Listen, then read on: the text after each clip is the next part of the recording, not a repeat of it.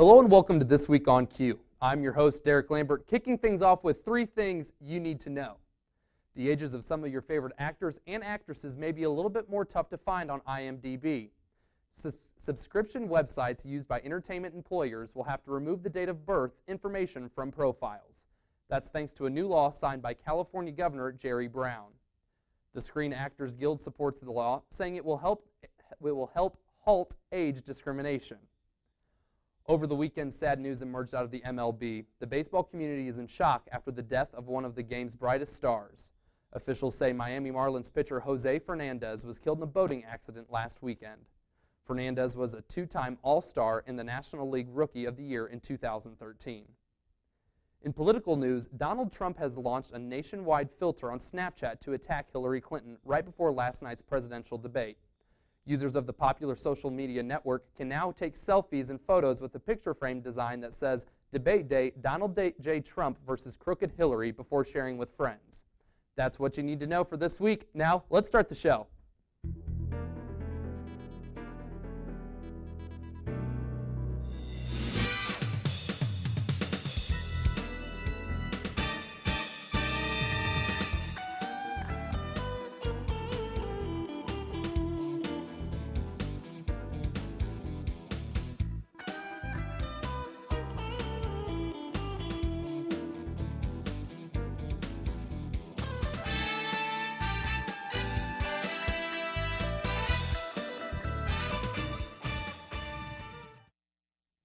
From hot air balloons to food-filled tailgates, KU students were out showing their school spirit this last weekend for homecoming.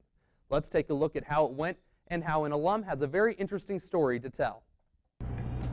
This last homecoming marked the 2016-2017 homecoming weekend. This gave current students, past students, and parents a look at why it truly is always a great day to be a Hawk.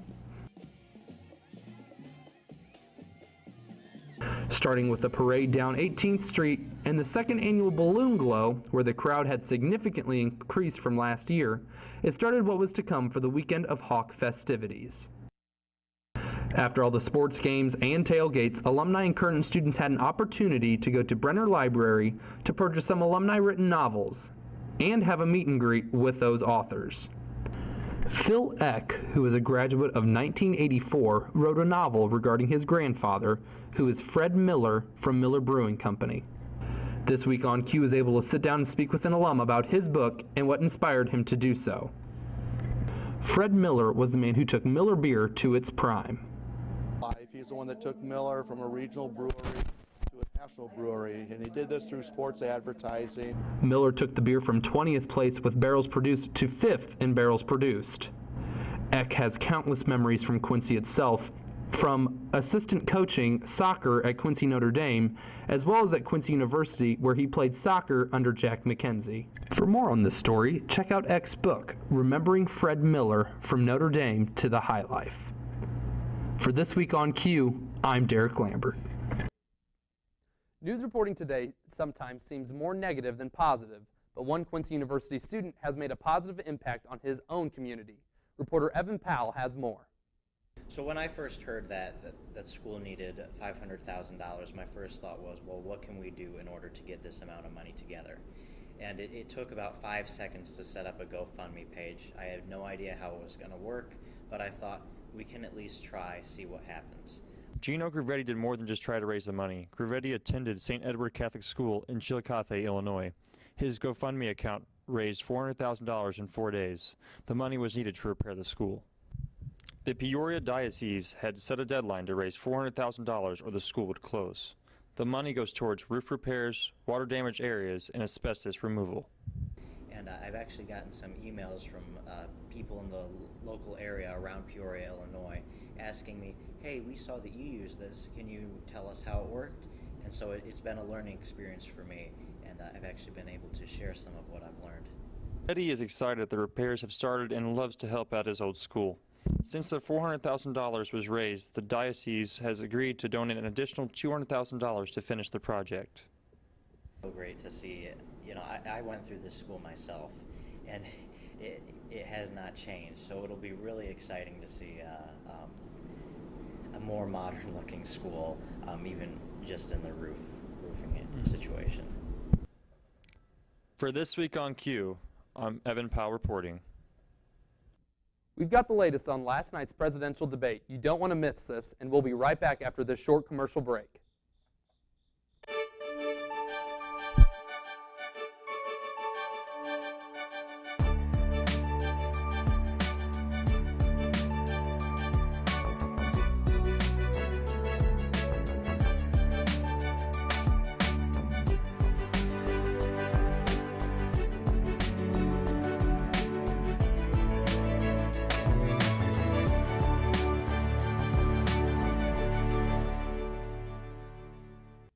Welcome back to This Week on Q. The presidential election is going to be here in less than 2 months.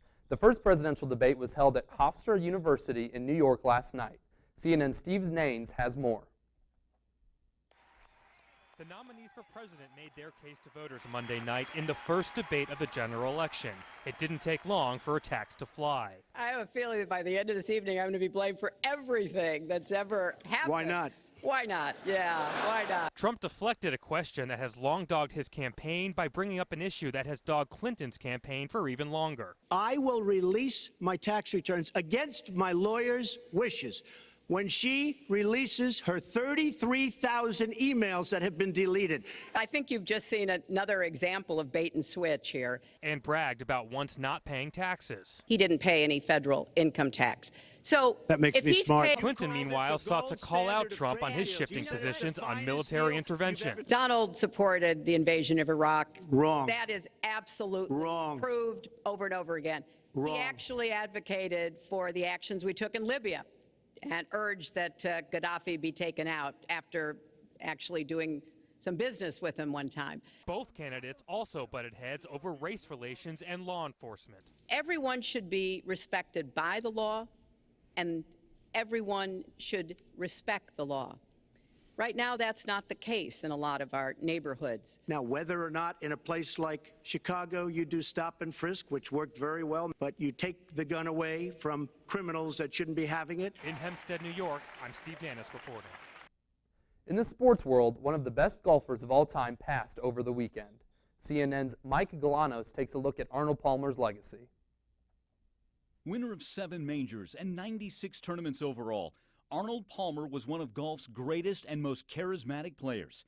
His rise to stardom in the late 1950s and 60s coincided with the advent of televised golf, and alongside his lifelong friend and rival Jack Nicklaus, Palmer brought golf into the forefront of the nation's sporting consciousness. His unique rapport with fans spawned Arnie's Army, a loyal legion of followers that spanned decades and generations.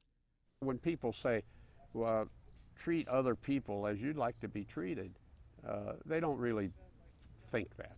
That's a nice thing to say. But, you know, I had it beaten into me that that was the thing to do, and I have practiced that. Arnold Palmer is pretty much the fella who took golf to the middle classes and the blue-collar worker in America.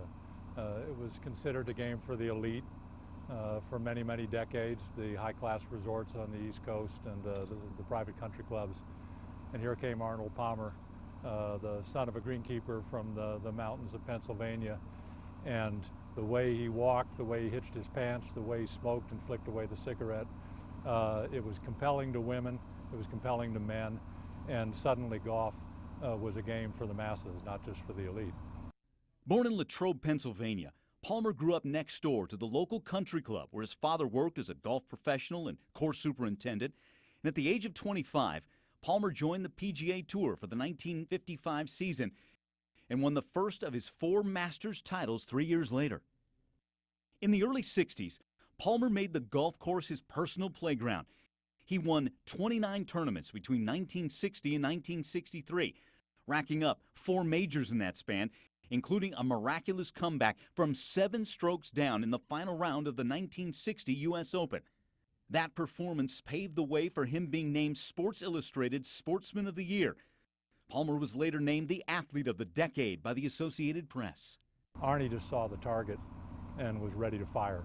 And he was also ready to take the consequences. Sometimes firing at the flag brought him glory, And there are a lot of times when firing at the flag put him in serious trouble, and he suffered the punishment. But it was so exciting to watch that the public was with him either way. Away from the course, Palmer became, in the words of his agent, IMG founder Mark McCormick, the first athlete to become a walking, breathing, multi-million-dollar corporation. He nurtured business interests from club manufacturing to course design and construction. He hawked everything from cigarettes to rental cars.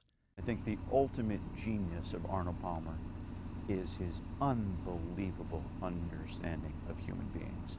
And that's why Arnold Palmer had a 25 or 30-year career after he was done playing good golf, which is unbelievable. Palmer won his last PGA Tour event in 1973, but continued to occasionally appear in golf's majors. His final appearance as a player at the 2004 Masters was a record 50th consecutive. The death of Arnold Palmer leaves golf without one of its most magnetic personalities and all-time great players. The king is gone, but the influence of his reign will remain with the game forever. Next on This Week on Q, we introduce you to the new men's basketball assistant coach. We'll be right back. It isn't a building. It isn't an arena or field. It isn't a classroom. It's a friendship. It's the bonds you form. It's an opportunity. It's the experience. It's a Q thing. Schedule your visit today. Assistant men's basketball coach Ryan Hellenthal knows what it means to be a team player. That mindset rang true in his decision to accept the new assistant coaching position at QU. QTV's Scott Bruxford takes you inside the locker room in part 2 of this in-depth feature. New assistant men's basketball coach Ryan Hellenthal knew that there was much more in the mix in his return to Quincy than just basketball. Dad's been fighting prostate cancer for 10 years now, and continues to fight every day. Obviously, we're watching his levels every month, but unfortunately, that spread to other parts of his body. And anybody who's fought cancer knows that you take it one day at a time and try to take a positive out of each day, and that's what we're doing. Growing up in the Hellenthal household meant that you had to be tough, and that toughness is helping both of them fight this battle together. I'm just blessed and happy that I can be here to kind of fight that battle with him, and it's a very important part of my daily life. Along with being here at QU is just embracing what he's going through and being there and providing him the same toughness he provided me growing up, with the lessons he taught me. Coach Hellenthal's father, Mike Hellenthal, is in the Quincy High School Hall of Fame. And not only did he teach Coach Hellenthal how to coach, but also life lessons. Just a coach that really, really embraced and enjoyed working with young men, and you talk basketball, working with Jerry Leggett for 20 years and winning a national championship in 1981. They go 33-0. They have 2 Division I recruits on that team. Michael Payne went to Iowa. Bruce Douglas played at Illinois. But I think at the end of the day that if you were to ask any of the student athletes that played for him, he would say that they would say he's a player's coach that really cared about him. And I've tried to model my coaching style and the way I deal with young men in the same way. When asked about his biggest role model in the game, Coach Hellenthal had one simple answer: Dad. Father, who's given me the foundations to be a successful coach. We talk about toughness and competitiveness and just being that role model for your players. Discipline and accountability. 2 lessons that Coach Hellenthal took from his dad and takes with him every single day. You talk about the discipline and accountability that goes into college athletics and being able to be part of a program and assisting a program. All those traits that he's handed down to me are very important pieces for me and what I do every day. Coach Hellenthal feels both thankful and blessed for all the life lessons passed down from his dad. So thankful, and blessed that he's been very supportive, and whether I was a basketball coach or anything else, any other profession, instilled the values in me and the morals in me that I carry with me. And a family bond that goes much deeper than the three-point line. For This Week on Q, I'm Scott Bruxford. Joining us on set, we have Coach Hellenthal with us. Thanks for coming in. I appreciate it. Could you kind of tell us, what you're looking forward to being back in Quincy? Yeah, just first of all, excited to be part of the Q community.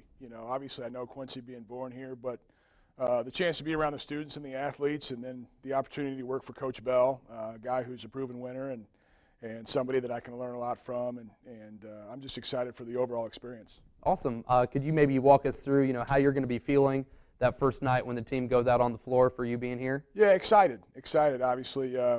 Not only to see the atmosphere in the gym, but for also for our guys. I know they have a lot to prove and won 20 games last year, but still are very hungry and looking for more. And so I think anytime you coach, you're excited for your players on that first night and excited to get things going. Yeah, I'm sure you're just as excited. No question. Well, thanks for coming in. I really appreciate it for you coming and talking to us. Appreciate you having me.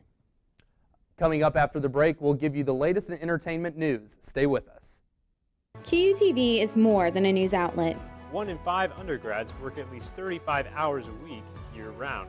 Students involved with QUTV learn life lessons, create lasting memories, and gain the experience needed to succeed in future careers. Students need to be involved with QUTV as a viewer or as a participant because we need to know what's going on around our campus. Knowledge is powerful, and QUTV News serves to inform not only the students, but the Quincy University community as a reliable and powerful news network.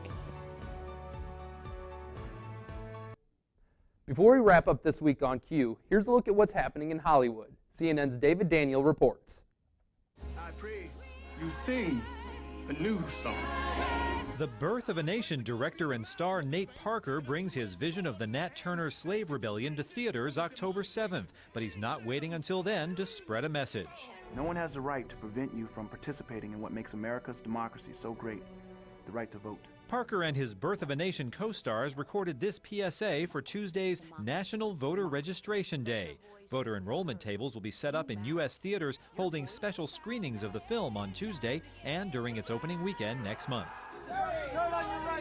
Jodie Foster is in line for a major honor. The two-time Oscar winner is this year's recipient of the Stanley Kubrick Britannia Award for Excellence in Film. It's a Lifetime Achievement Award from the Los Angeles arm of the British Academy of Film and Television Arts, or BAFTA.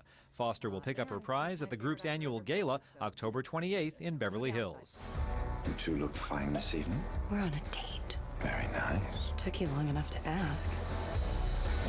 So, why did you give up your life on Earth? People are talking, or at least typing, about Passengers. The week after the movie's trailer launch, the sci-fi romance starring Jennifer Lawrence and Chris Pratt was the most talked about movie on social media, according to media measurement firm ComScore. We'll see whether the buzz continues when the film opens December 21st. In Hollywood, I'm David Daniel. Thanks for joining us for This Week on Q. Join us next week for more updates on the presidential race and the latest news on campus. I'm Derek Lambert, and you have a great week, Hawks.